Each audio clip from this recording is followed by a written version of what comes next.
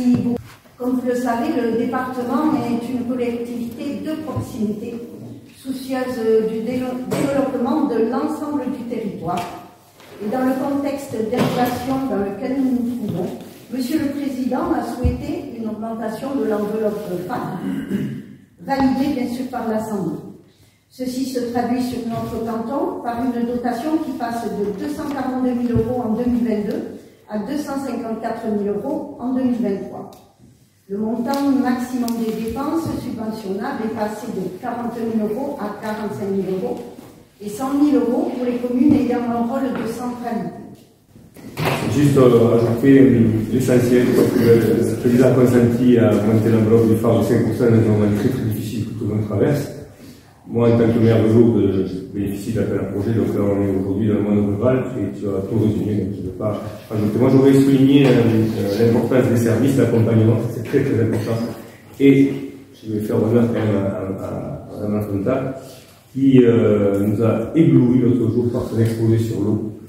Entre autres, c'est un homme faire de plein de choses. Donc, merci pour tout ce que vous apportez au département et aux élus que nous sommes, nous avons bien besoin d'apprendre à votre côté. Ça va très vite, merci en tout cas.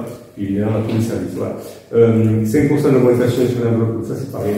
Ça permet d'aller à l'endroit de certains projets dans les communes qui sont aujourd'hui en difficulté comme les communes les plus importantes. On est tous logés à la même enseigne. En tout cas, voilà. Merci aux efforts que fait le conseil départemental et son président. Et je vous cède la parole, monsieur le président.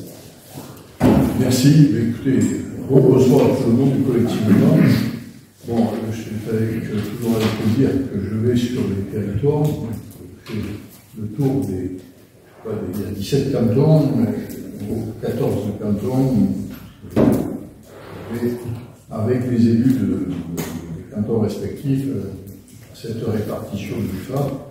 Alors, pour moi, ce n'est pas que le phare, c'est l'occasion d'avoir aussi un temps d'échange sur d'autres sujets et de faire remonter sans doute un certain nombre de messages sur le territoire. Alors, ici, ce soir, c'est à Saint-Pé, avant-hier, bonsoir, j'étais où déjà? C'est bon. Ah, c'est bon, oui, voilà. Les amis, et ce soir, oui, on est à Payron. Les 4 jours de Saint-Pé, correctement, on est à Payron. Je sais, je l'ai bien noté. J'ai à Saint-Pé, pour le lapsus. Oui. Voilà. Bon. Evelyne, je te remercie. Et Thierry également de rappeler le volontarisme du département en matière d'accompagnement du territoire départemental en général. Alors bon, on ramène souvent au phare. Et je voudrais quand même rappeler qu'il n'y a pas que le phare. Et notamment parce que j'ai été interpellé l'autre soir à Lézignan, dans le canton de Lourdes, sur un sujet particulier, qui est le SDIS. On a dit le SDIS coûte cher. Alors, donc, je profite quand même étonné dans ce canton ici, de Lourdes 1, comme c'est le cas sur Lourdes 2, pour rappeler que le département fait en sorte de soulager la part des communes et que sur le SDIS notamment, j'ai lu un article concernant la caserne de Lourdes qui est sorti samedi matin. J'avoue que j'étais un petit peu contrarié parce que quand je lis l'article, l'aide du département n'apparaît nulle part.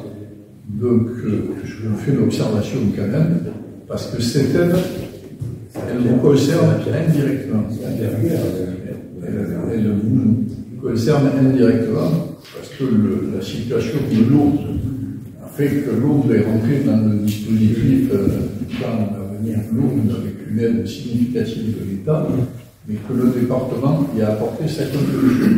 C'est le seul territoire où le département apporte sa contribution. C'est le seul territoire également où le syndicat départemental d'incendie et de secours est maître d'ouvrage.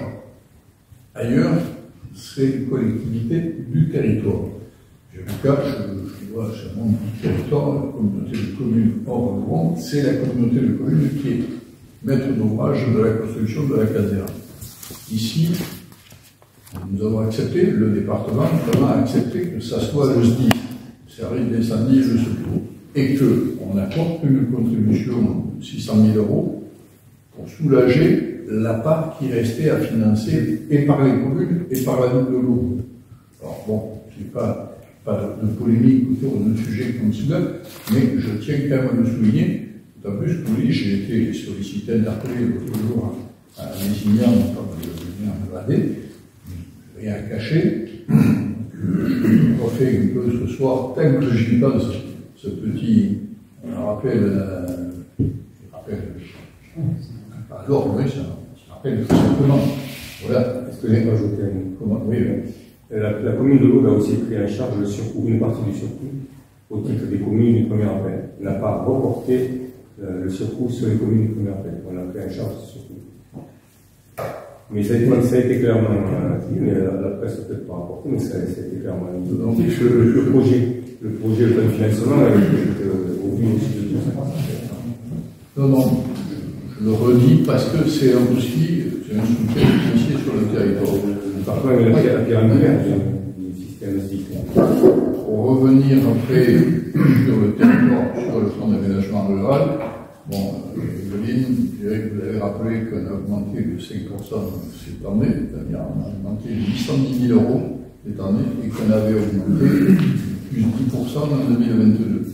C'est-à-dire qu'aujourd'hui, on est quasiment à 8 millions. On était à 6, ou pas tout à fait 6, mais aujourd'hui, à 8 millions d'euros dans l'enveloppe du FAR.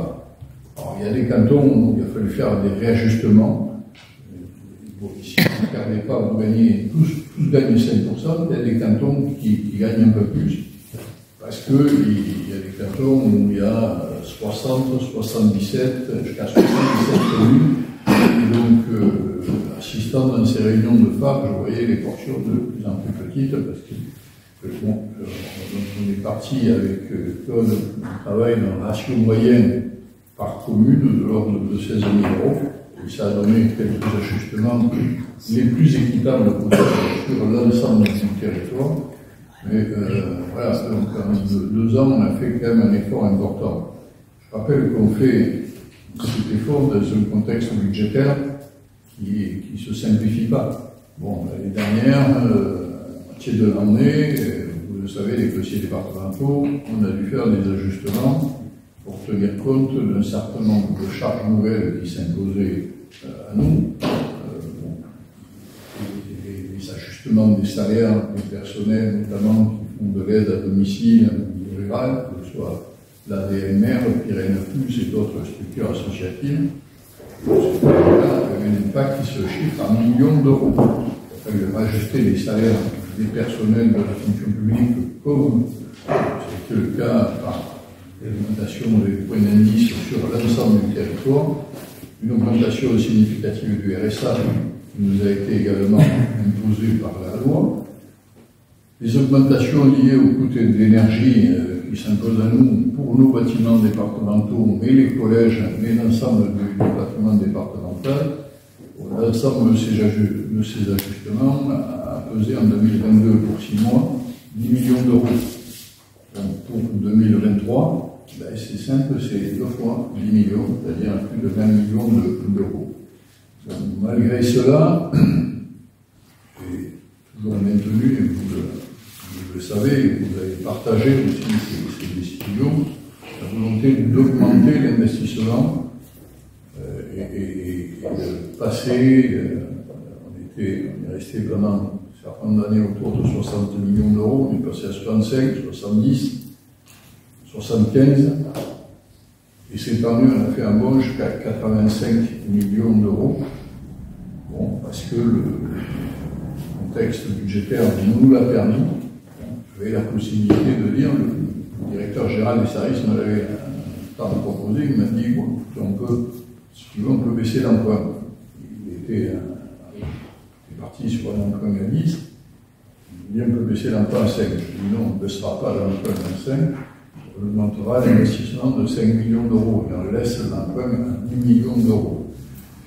Donc voilà, quand tout ça bout à bout, je sur ces 85 millions d'euros, il y a en gros 16 millions d'euros qui concernent, qui profitent au territoire départemental, au développement local, c'est-à-dire le phare, 8 millions environ, et puis il y a tout ce qui est les appels à projets développement territorial, et vous y êtes tous éligibles, c'est-à-dire pour les projets qui pèsent en gros plus de 70 000 euros. Vous avez en même temps les appels à projets tourisme, et aussi des appels à projets communes urbaines, c'est-à-dire dans lesquels émargent les communes de plus de 2000 habitants, ici en l'occurrence c'est Lourdes notamment. Donc à côté de ces appels à projets qui représentent quasiment 4 millions d'euros, 3 millions et demi, je crois, il y a aussi d'autres lignes budgétaires qui sont le fonds de défense routier intempéries, le FURI, il y a le fonds école, quand vous faites de grosses opérations de restructuration de l'école, il y a le programme eau assainissement.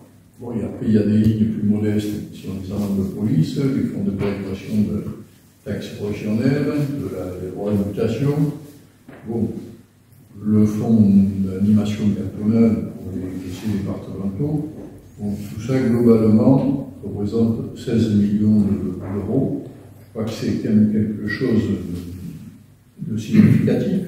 Et bon, quand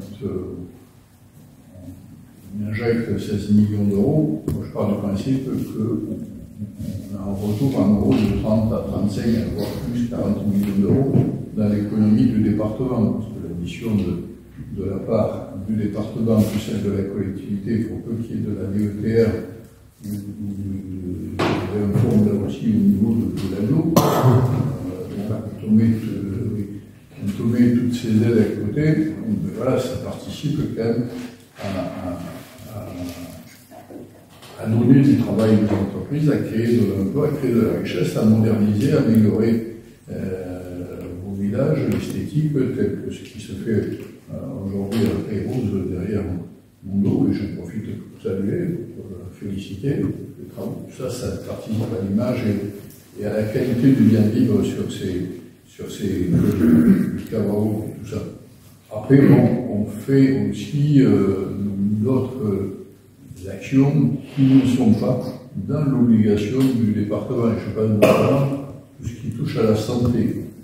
L'offre santé, nous, la santé, ce n'est pas une compétence du département, c'est une compétence de l'État, de l'ARS, mais néanmoins, on ne reste pas indifférent à ce problème-là. Le souci qu'on peut avoir quand on est des élus responsables, c'est que les gens de notre département soient de bonne santé et qu'ils puissent bénéficier de soins de proximité. C'est pas simple.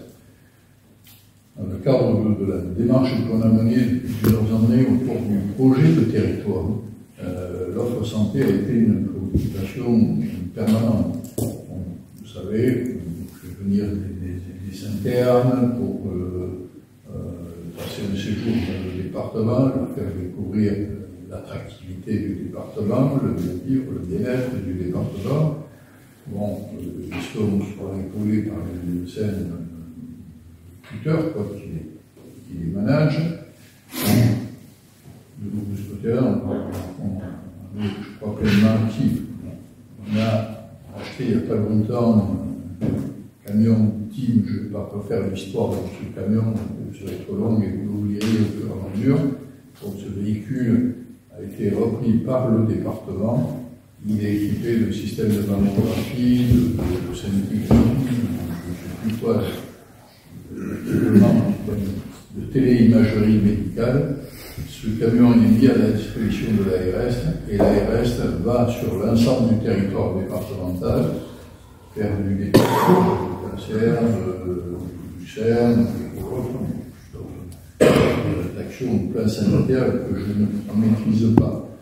Bon, je travaille également en lien avec la mutualité française pour mettre au point un centre de soins non programmés sur table pour désengorger les services d'urgence. Donc, autant de petites actions qui ont participé récemment aux côtés de l'État et de la mutualité française à l'achat d'un appareil aussi de dépistage du cancer du péritoine.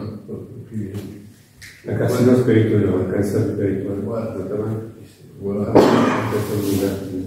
On participe à des actions comme ça, lesquelles on n'a pas forcément une obligation de faire, mais c'est important de le faire. Bon, autre action qu'après, bon, je préfère avoir un temps d'échange avec vous et sur lequel je me permets d'insister, c'est le déploiement de la fibre. Bon, Pereira est là, un collaborateur aussi numérique le développement. Bon, l'objectif, c'est, vous savez que la fibre se déploie sur l'ensemble du département aux frais exclusifs d'Orange. Je me permets d'insister sur cet aspect des choses parce que je serais toujours obligé de le redire et de le rabâcher. Aux frais exclusifs d'Orange, sans que ça pèse sur les finances du département.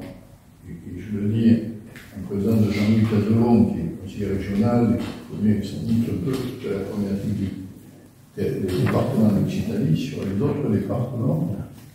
Et au-delà de l'Occitanie, il y a souvent un syndicat qui est composé du département à 70% et des communautés de communes ou d'agglos pour les 30% qui restent.